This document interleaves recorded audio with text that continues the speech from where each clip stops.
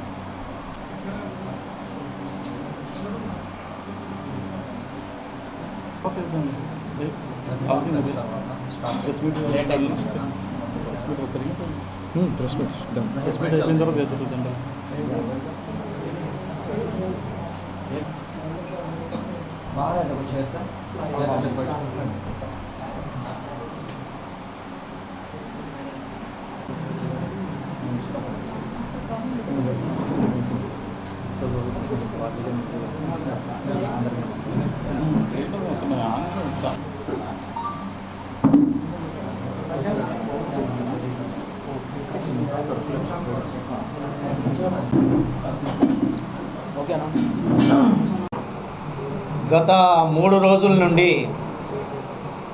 యావత్ ఆంధ్ర రాష్ట్రంలో సామాజిక మాధ్యమాల్లో ఆంధ్రప్రదేశ్ ఉప ముఖ్యమంత్రి జనసేన పార్టీ అధ్యక్షులు శ్రీ పవన్ కళ్యాణ్ గారు యావత్ ముస్లింలు టెర్రరిస్టులు అన్నారని ఒక దుష్ప్రచారాన్ని సామాజిక మాధ్యమాల ద్వారా వైసీపీకి చెందిన మైనార్టీ ముస్లిం సోదరుల్లో ముస్లింల సింపథైజర్ లాగా ఒక ముసుగు వేసుకొని వైసీపీకి చెందిన కోవట్లు ఒక దుష్ప్రచారాన్ని ప్రజల మధ్యకు తీసుకొని వచ్చారు.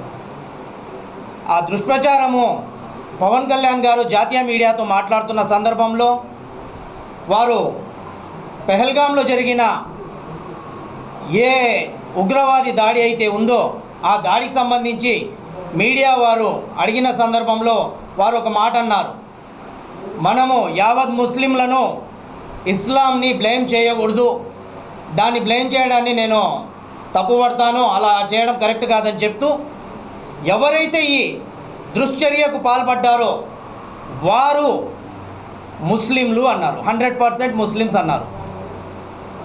ఆ యొక్క వీడియో ఏదైతే ఉందో ఆ వీడియోలో ఒక బీజిఎం బ్యాక్గ్రౌండ్ మ్యూజిక్ పెట్టేసి ఇంగ్లీష్లో మాట్లాడిన పదాలను కింద తెలుగులో 100% ముస్లిమ్స్ టెర్రరిస్టులు అన్న ఒక ట్యాగ్ లైన్ పెట్టేసి ఒక సామాజిక మాధ్యమాల్లో వదిలేసి ప్రజల్లో అపోహలను సృష్టించారు. వారన్న మాటలను వక్రీకరించి ఈరోజు ముస్లిం సమాజాన్ని పవన్ కళ్యాణ్ గారికి దూరం చేయాలనే కంకణం కట్టుకున్న ఈ వైసీపీ పార్టీ వారికి సంబంధించిన నేతలు ఎవరైతే మైనార్టీ ముస్లిం నేతలు ఉన్నారో వాళ్ళు సఫలీకృతం కావడానికి శత విధాల ప్రయత్నాలు చేస్తున్నారు.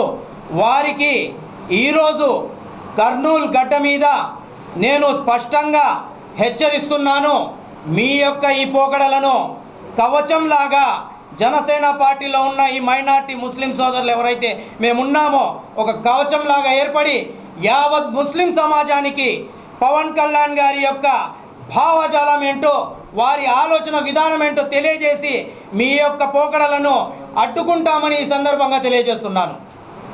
మీ అందరూ ఒకటే చెప్తున్నాను, ఇదే పవన్ కళ్యాణ్ గారు ఇదే కర్నూలు గడ్డ మీద కొండారెడ్డి బూర్చు సాక్షిగా ముస్లింల యొక్క జాతీయ భావజాలాన్ని వారి యొక్క అంకిత భావాన్ని కొనియాడారు. ఆ రోజు ఎక్కడ వెళ్ళారు? నిన్న ఇదే ఆవాజ్ కమిటీ మాట్లాడుతున్నారు కదా, తప్పుడు ప్రచారాన్ని నిజం చేయడానికి ప్రయత్నిస్తున్నారు కదా. మరి ఆ రోజు ముస్లింల యొక్క జాతీయ తత్వాన్ని వారు ఏ విధంగా ఈ దేశం కోసం పాటుపడతారు, ఈ దేశం కోసం ఏ విధంగా చచ్చిపోతారు, ఈ దేశం కోసం వారి యొక్క దేశభక్తి ఎలాంటిది అనేది కొండారెడ్డి బూర్చు సాక్షిగా మరి పవన్ కళ్యాణ్ గారు 2019లో ఇదే కర్నూలు గడ్డ మీద మాట్లాడారు. ఆ రోజు ఎక్కడికి వెళ్ళారు?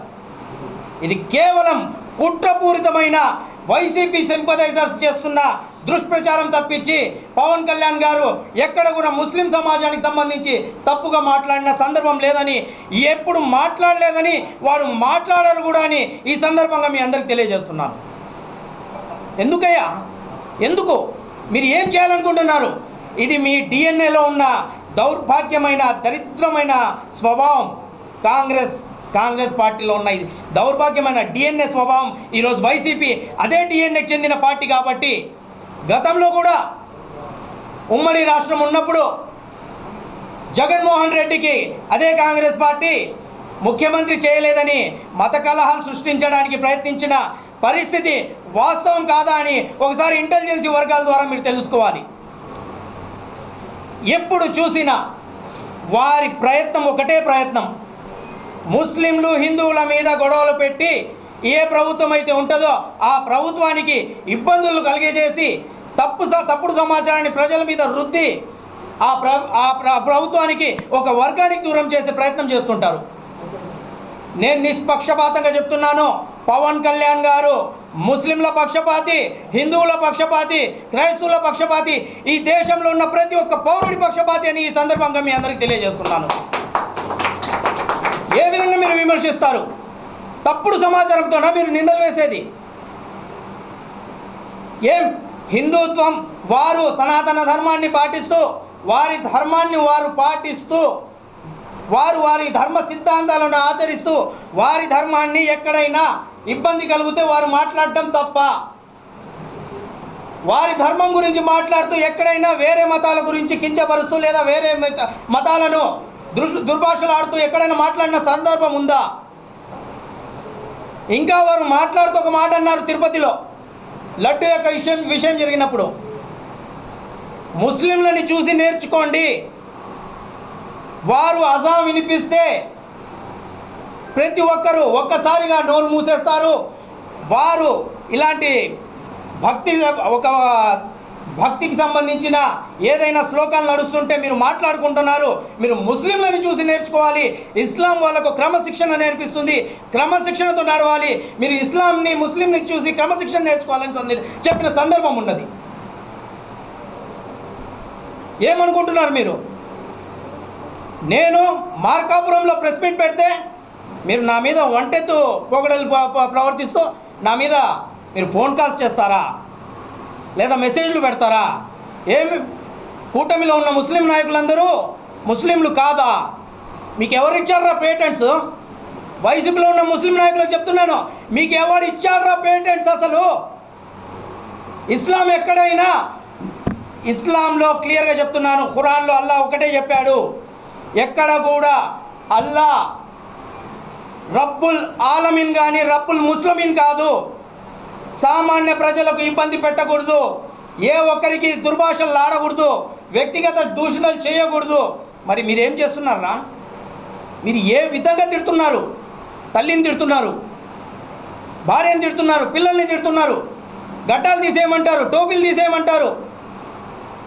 మేము క్లియర్గా ఈ సందర్భంగా అందరికీ హెచ్చరిస్తున్నాము, వైసీపీ సంబంధించిన ఎవరైతే ఎగిరెగిరి పడుతున్నారో సిద్ధంగా ఉండండి. త్వరలోనే ఈ వారంలో మేము లీగల్గా ప్రొసీడ్ కాబోతున్నాము, రాష్ట్ర డీజీపీ గారితో కలవబోతున్నాము, గవర్నర్ గారితో కలవబోతున్నాము. ఏ అయితే ఈ సామాజిక మాధ్యమాల్లో ఈ తప్పుడు ప్రచారం ఎవరైతే స్టార్ట్ చేశారో, ఎవరెవరైతే ఫార్వర్డ్ చేస్తున్నారో వారందరూ లీగల్ సంబంధించిన న్యాయబద్ధమైన చర్యలకు సిద్ధంగా ఉండాలి. వారు ఎంతటి పెద్ద ఏ స్థాయి వ్యక్తి అయినా కానీ వారిని మేము ఢీ కొంటామని ఈ సందర్భంగా కర్నూలు గడ్డ నుంచి జనసేన పార్టీ ప్రకాశం జిల్లా ప్రధాన కార్యదర్శిగా ఛాలెంజ్ విసురుతూ మీరందరూ ఒకటే గుర్తుపెట్టుకోండి. నేను ఇక్కడ లాస్ట్ మాటగా ముగిస్తాను. ముస్లిం సమాజాన్ని నేను పేరున వేడుకుంటున్నాను, దయచేసి తప్పును నమ్మొద్దు. మన ఇస్లాం మనకు ఏం నేర్పిస్తుంది? మనం నిజం నమ్మాలి, తప్పును నమ్మకూడదు, ఆవేశాలకి పోకూడదు.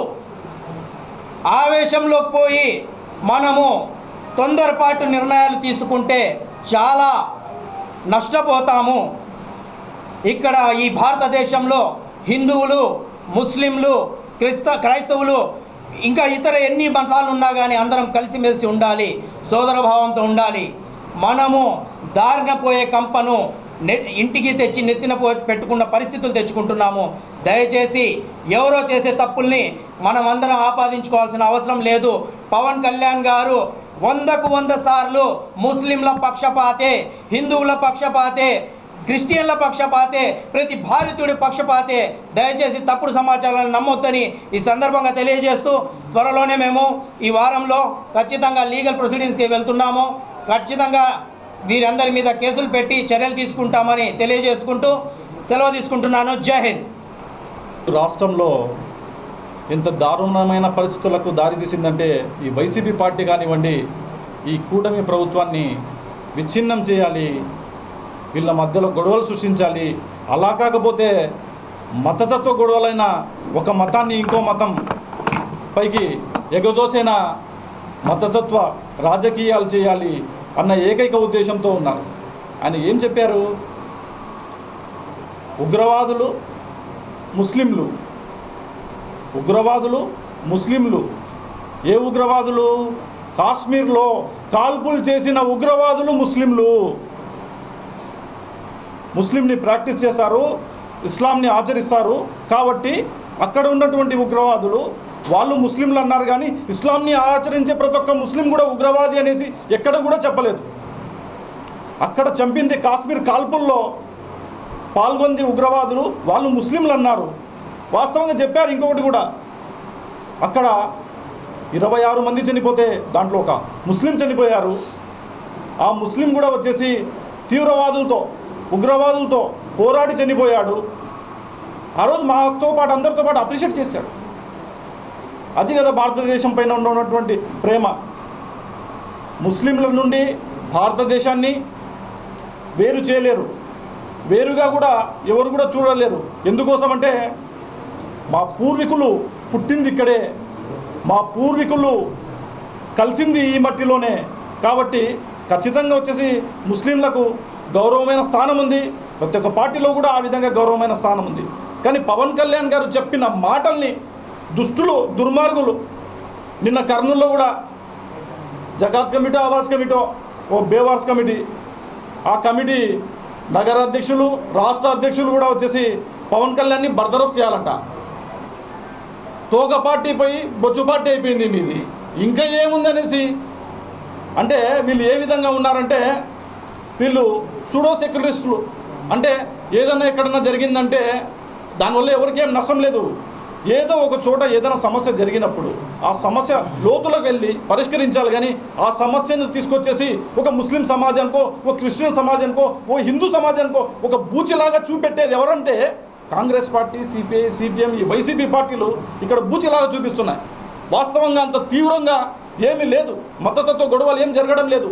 ఖచ్చితంగా భారతదేశాన్ని కాపాడుకోవాలి, ఒక అత్యున్నత స్థాయికి తీసుకుపోవాలి. మన రాష్ట్రంలో వచ్చేసి వైసీపీ చేసినటువంటి బొక్కల్ని పూడ్చడానికి ఈరోజు కూటమి కట్టి, ఆ కూటమి కట్టడానికి ప్రధానంగా వచ్చేసి పవన్ కళ్యాణ్ గారు నడుం బిగించి అఖండమైన మెజార్టీ, దేశం ఒకసారి ఆంధ్ర రాష్ట్రం వైపు చూసే విధమైనటువంటి మెజార్టీ వచ్చి ఈరోజు రాష్ట్రాన్ని అభివృద్ధి పదంలోకి నడుపుతూ ఉంటే దాన్ని ఓర్చలేక దాదాపు 151 నుండి వచ్చేసి 11 వచ్చాయి.